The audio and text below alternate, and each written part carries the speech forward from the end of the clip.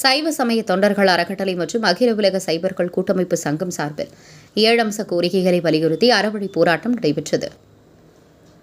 தமிழகத்தில் சிவனடியார்களுக்கு உரிய அங்கீகாரம் வழங்குவதில்லை, சிவனடியார்களை இழிவுபடுத்துகிறார்கள் எனவும், உண்மையான சிவனடியார்களுக்கு எதிராக அரசு உள்ளது என கூறி 100க்கும் மேற்பட்ட சிவனடியார்கள் அறவழி போராட்டத்தில் ஈடுபட்டனர். இதுகுறித்து சிவனடியார் குணா கூறியதாவது: 63 நாயன்மார்களில் மொய்பொருள் நாயனார், சேரமான் நாயனார் உள்ளிட்ட 5 ராஜாக்கள் இருந்தனர்.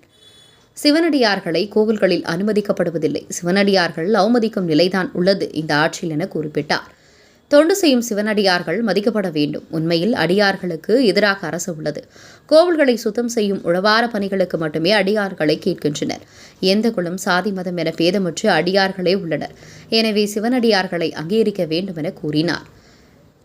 பின்னர் இதுகுறித்து சைவ சமய தொண்டர்கள் அறக்கட்டளை நிறுவனர் பாலமுருகன் கூறியதாவது: குடமுழுக்கு திருவிழா காலங்களில் கைலாய வாத்தியம் இசைக்க வரும் சிவனடியார்களுக்கு தேவாரம், திருவாசகம் போன்ற 12 திருமுறைகளை பாடுவதற்கு கோவில் வளாகத்தில் தனியாக இடம் ஒதுக்கி தர வேண்டும் என வேண்டுகோள் விடுத்துள்ளார்.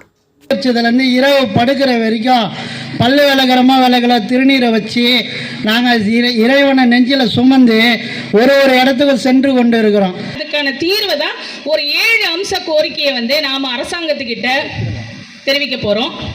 முதல் கோரிக்கையா, அறநிலைத்துறைக்கு உட்பட்ட ஒவ்வொரு திருக்கோயில்களிலும் சிவனடியார்களுக்கு அவர்கள் தொண்டு செய்யும் சிவாலயங்களில் சிறப்பு காலங்களில் அவர்களுக்கு முக்கியத்துவம் அளிக்க வேண்டி செயல் அலுவலர் அல்லது உதவி ஆணையர் அவர்களுக்கு ஆணை பிறப்பிக்க வேண்டும்னு நாம கொடுக்கிற அந்த ஐடி கார்டை அங்கீகாரம் பண்ணணும்.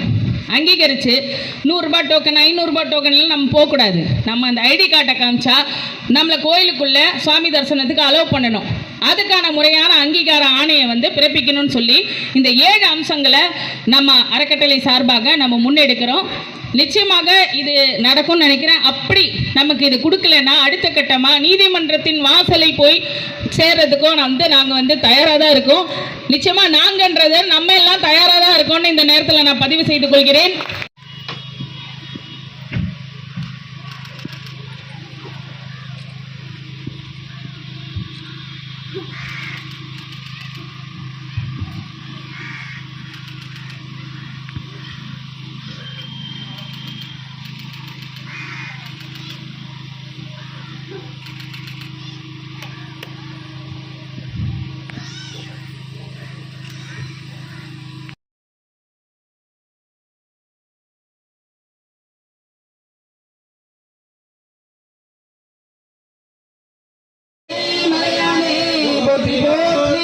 திருச்சிற்றம்பலம்